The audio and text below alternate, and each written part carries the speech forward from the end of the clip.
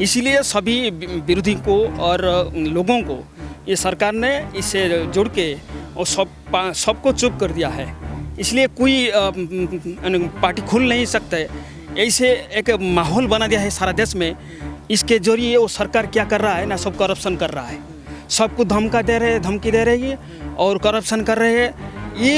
ये आइन के वजह से ये सरकार अहंकारी हो रही है और सारे देश को खतरनाक स्तर से पहुंचाने की कोशिश की है। भाजपा तो यही चाहती है कि राज कर सकें।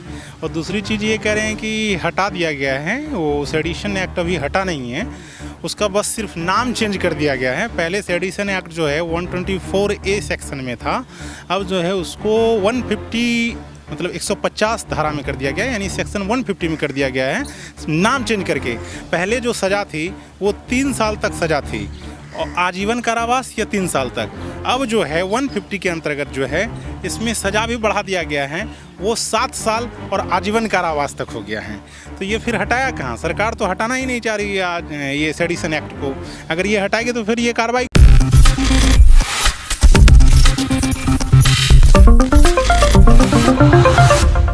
अंग्रेजी हुकूमत के समय से राजद्रोह के कानून पर लगातार विवाद होता रहा, लेकिन 21वीं सदी में जब भारत आज़ादी का अमृत महोत्सव बना रहा है, तब यहाँ पर क्यों राजद्रोह जैसी बातें की जा रही हैं? अमित शाह ने ऐसा क्या बोल दिया संसद में कि लगातार अब जो है ये बातें जन जन तक पहुँच चुकी हैं? अमित शाह ने क्या कुछ कहा? गृह मंत्री अमित शाह ने जब लोकसभा भारतीय न्याय संहिता 2023 का प्रस्ताव रखा, उसमें एक बड़ा बदलाव सेक्शन 124A के ख़त्म करने की बात कही। हाँ, इसी कानून के तहत राजद्रोह लगता है और इसके काफ़ी दुरुपयोग की शिकायतें आती रहती हैं। मौजूदा भारतीय दंड संहिता में सडिशन की संख्या भी ठीक तरह नहीं है। जब भी इसके तहत एक्शन होता है तो सरकार पर कानून के दुरुपयोग के आरोप लगते हैं।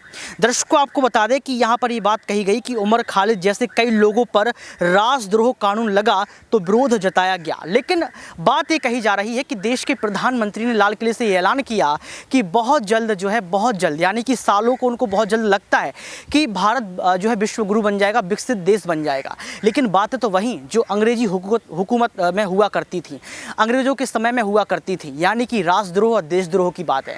अगर राजद्रोह और देशद्रोह की बातें लगातार चलती रहीं तो क्या आपको लगता है कि अमित शाह जिन बातों को कह रहे हैं, प्रधानमंत्री नरेंद्र मोदी जिन बातों को कह रहे हैं, वो सच साबित हो पाएंगी?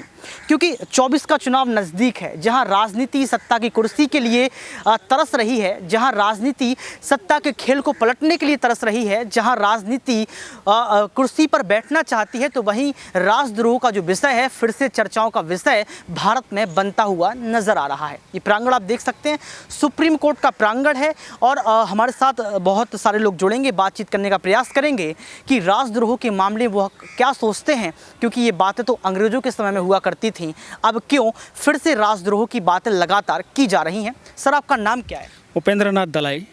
आप राजद्रोह को लेकर अभी लगातार ऑफ द कैमरा चर्चा कर रहे थे, कैसे देखते हैं, क्या मसला है? देखिए, ये जो राजद्रोह कानून है ना, 124 सेडिशन एक्ट और यूएपी एक्ट, ये दोनों जो एक्ट है ये टोटली हमारे देश को ख़त्म करने के लिए ये आइन कार्य कर रहा था। ये इसका मतलब है कि जो सरकार को जो ब्लेम करेगा और सरकार के विरुद्ध में जो जाएगा उसको यूएपी एक्ट में कन्वर्ट किया जाएगा। इसीलिए सभी विरोधी को और लोगों को ये सरकार ने इससे जोड़ के और सबको चुप कर दिया है। इसलिए कोई पार्टी खुल नहीं सकते। ऐसे एक माहौल बना दिया है सारा देश में। इसके जरिए वो सरकार क्या कर रहा है ना, सब करप्शन कर रहा है, सबको धमकी दे रही है और करप्शन कर रहे हैं। ये आइन के वजह से ये सरकार अहंकारी हो रही है और सारे देश को खतरनाक स्तर से पहुंचाने की कोशिश की है। इसलिए मैं ऐसे बात को मैंने चिंतन किया और एक उसी जो कानून को मैं रिसर्च किया, उसके बाद मैंने एक PIL डाला था। इसमें मैं कब डाला था आपने? मैं 16/11/2021 को मैंने डाला था, जब NV रमना साहब थे। और उसके बाद यू ललित सर वो पहले वो अलाउ किए थे और नोटिस किए थे। 2 साल तो हो गए ना सर? हाँ। क्या कुछ फ़ायदा हुआ आपको? अभी तक सरकार 4-5 डेट लिए थे और आंसर देने के लिए, अभी तक नहीं दे पा रहे हैं। इसलिए अमित शाह तो बोल रहे हैं संसद में। हाँ, 1/5/2023 को जो तारीख हुआ था, उस तारीख में अटॉर्नी जनरल डेट लिए थे 8/8/2023 को कि हमारे कानून के अंदर रिसर्च चल रहा है, उठाने की बात हम कहेंगे जो 8/8/2023 को। 8/8/2023 में सीबी चल रहा था, इसलिए टेकअप नहीं हो पाया। इसलिए जो रिपोर्ट पेश करेंगे सरकार, इसलिए शायद अमित शाह जी ने बोल रहे हैं कि हम दहशतगर्द कानून ख़त्म करेंगे, इसलिए वो बोल रहे हैं। और आज भी जो कल जो अगस्त 15 में जो हुआ, जो पिक्चर आया सामने, जो अमित शाह ने इग्नोर किया है, कारण ये स्पष्ट है, ये दहशतगर्द कानून हटाने का जो चीफ जस्टिस का जो लताड़ है सरकार को, ये सरकार मजबूर हो गया। आप मानते हैं कि इग्नोर किया है, आप मानते हैं कि अपमान हुआ है? हाँ, अपमान हुआ है। इसलिए दहशतगर्द कानून जो हट जाएगा तो करप्शन नहीं हो पाएगा और ये बीजेपी सरकार कहाँ जाएगा, इसीलिए वो सब तड़प रहे हैं, इसीलिए वो नाराज़गी है चीफ जस्टिस के साथ। तो आप राजद्रोह और देशद्रोह को कैसे देखते हैं? यानी कि आपने ऐसी कौन सी तस्वीरें देखी जिससे आप ये साबित कर सकते हैं ऑन द कैमरा कि ये राजद्रोह की तस्वीर है, देशद्रोह की तस्वीर है? ठीक है, देखिए, ये जो राजद्रोह कानून है 124 सेडिशन एक्ट है, ये बना हुआ है 1870 में, जब ब्रिटिश था। ब्रिटिश गवर्नमेंट जब भारत में चला रहा था तो भारतीय ने आंदोलन किए और सरकार के विरुद्ध में गए, इसलिए वो अंग्रेज़ ने मैंने सोचा कि ऐसे कानून आ जाए तो ये भारतीय हमें विरुद्ध नहीं कर सकते हैं, इसलिए ये 124 सेडिशन एक्ट लाया। ये सॉफ्टेस्ट टू इंडियन इंडिया भारतीय लोगों को मारने के लिए, जेल डालने के लिए, हैंगिंग करने के लिए, ये जो वो लाया था ये कानून, केवल अंग्रेज गवर्नमेंट के एगेंस्ट में जो बोलेगा, अर्थात भारतीय बोलेगा, तो भारतीयों को ये। तो अभी वर्तमान स्थिति में क्या तस्वीर है? अब जब भारत स्वाधीन हुआ, जब जवाहरलाल नेहरू आए थे, वो 124 सेडिशन एक्ट को ये नीचे से डाल दिए थे और सामने लाए थे आर्टिकल 19। आर्टिकल 19 का मतलब है सरकार के अगेंस्ट में आप बोलना, लिखना, जो करना भी कोई अलाउ है, जो प्रोटेस्ट करना अलाउ है। लेकिन जब 2014 में मोदी सरकार आया और मोदी सरकार ने इसको सामने लाया 124 सेडिशन एक्ट को, वो जो बोलता है कि सरकार के अगेंस्ट में जो बोलेगा, जो लिखेगा, वो गलत माना जाएगा, इसलिए यूएपी एक्ट सामने लाए। क्योंकि यूएपी एक्ट का अर्थ है जो unlawful activities and prevention act, तो अनलॉफुल सिलेक्ट करेगा 124 सेडिशन एक्ट, वो अनलॉफुल जो सरकार के अगेंस्ट में जाएगा, वो ठीक नहीं है, वो साबित करेगा, वो ये इसको कन्वर्ट हो जाएगा यूएपी एक्ट में, वो सारे सब जाल में। बीजेपी क्या चाहती है? बीजेपी की रणनीति क्या दिख रही है? बीजेपी का रणनीति ये है कि सारे लोगों को, विरोधियों को सब बंद करके, मुंह बंद करके वो राज करेगा, और वो जो कहेगा वही होगा, और देश का क्लैरिफिकेशन कर लेते हैं। हमारे साथ जो है मौजूद हैं राजन, फिर से इनसे एक बार रुख करेंगे, जानने का प्रयास करेंगे कि एक तरफ जो है यहाँ पर सवाल खड़े किए जा रहे हैं कि जो कल हुआ वो एक अपमान था, अपमान ही है, क्योंकि यहाँ पर DY चंद्रचूड़ जो फैसला सुनाएंगे वो भाजपा पार्टी को समझ में नहीं आएगा, क्योंकि भाजपा पार्टी चाहती है राजद्रोह, देशद्रोह। भाजपा पार्टी चाहती है कि जो है वो तानाशाही दिखा सकें, राज कर सकें, इनका कहना है। आप इसको कैसे देख रहे हैं? नहीं, ये सही कह रहे हैं, भाजपा तो यही चाहती है कि राज कर सकें। और दूसरी चीज़ ये कह रहे हैं कि हटा दिया गया है, वो सेडिशन एक्ट अभी हटा नहीं है, उसका बस सिर्फ नाम चेंज कर दिया गया है। पहले सेडिशन एक्ट जो है 124A सेक्शन में था, अब जो है उसको 150 मतलब 150 धारा में कर दिया गया है, यानी सेक्शन 150 में कर दिया गया है, नाम चेंज करके।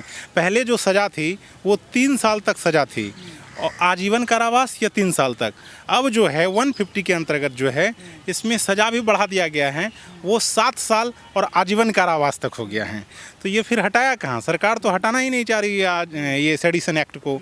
अगर ये हटाएगी तो फिर ये कार्रवाई कैसे करेगी? अमित शाह तो बोल रहे हैं। एक केस भी था, ये कन्हैया कुमार का केस, शायद आपको याद होगा।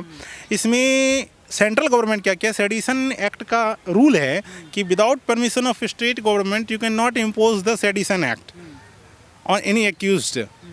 तो इन्होंने क्या किया, बिना स्टेट गवर्नमेंट के परमिशन के कन्हैया पे जो है वो सेडिशन एक्ट लगा दिया। उसी से तो झाड़ पड़ा था ना, ऐसे दिल्ली हाई कोर्ट में जो केस चल रहा था कि आपने स्टेट गवर्नमेंट का तो परमिशन लिया ही नहीं, तो लगा कैसे दिए आप सेडिशन। इसके पहले अमित शाह तो बोल रहे हैं ना, बात तो कर रहे हैं ना, बात कर रहे हैं, लेकिन ये हटाए कहाँ, ये तो है ही 150 सेक्शन के अंतर्गत तो है ही, 150 सेक्शन के अंतर्गत सिर्फ नाम चेंज कर दिए ये। मतलब सहमत है आप इनसे? हाँ सहमत हैं, वो हटाए थोड़ी हैं, नाम चेंज करके रखे हैं। उन्होंने बताया देशद्रोह और राजद्रोह को लेके आप वर्तमान स्थिति में ऐसी कौन सी तस्वीरें देखते हैं जिससे आप कह सकते हैं कि देशद्रोह और जो अंग्रेजी हुकूमत के द्वारा किया जाता था वो आज भी हो रहा है, आप कैसे देखते हैं? हाँ, जो पहले अंग्रेजी हुकूमत के द्वारा जो है भारतीयों पे किया जाता था, अभी वो बीजेपी कर रही है भारतीयों पे।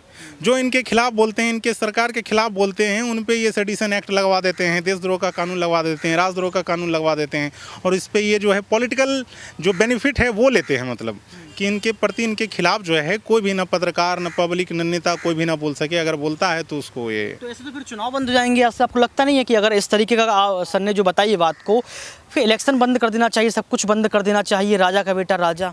हाँ, इसे माहौल बनाने की तो बीजेपी का कोशिश है, क्योंकि और राज करेगा, कोई विरोध नहीं करेगा, तो वो जो सोचा वो करेगा, जो सोचेगा। फिर तो आप ये ब्लैक कोट भी उतार देंगे, क्योंकि फिर तो सुप्रीम कोर्ट का भी कुछ। मैं ब्लैक कोट में कैसे उतारूंगा? यही ब्लैक कोट पहन के तो सरकार के खिलाफ बोलता हूँ, और इसी को मैं उतार दूँ, क्योंकि फिर तो कुछ बचेगा। My stand, this is my power. तो कुछ बचेगा। हाँ, फिर तो कुछ बचेगा ही नहीं, वही तो। इसलिए मैं अपना देशद्रोह राजद्रोह की आप बात कर रहे हैं, अगर सरकार ये सब चाहती है, इलेक्शन नहीं होंगे, कुछ नहीं होगा, तो फिर सुप्रीम कोर्ट का क्या काम?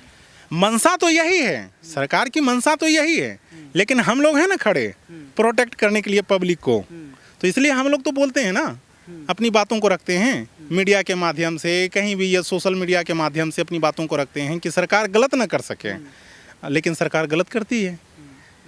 एक बहुत अच्छे कवि कहते, जब चंद्र किरण से महलों की दीवार चमकती रहती है, परछाइयों से लिपट गांव से सकती रहती है, गणतंत्र कहो यह एक तंत्र, यह सारा तंत्र तमाशा है, जो जनता देश की शक्ति है वह राहें तकती रहती है। वही तो हो रहा है अभी, जो जनता देश की शक्ति है वह सिर्फ राहें ताकती रहती है, सरकार अपनी मनमर्जी की करती है। आपका क्या प्रोसेस रहेगा, क्या आप आगे करने वाले हैं, ये मैं चाहूँगा कि आप दर्शकों को एक बार बताएं।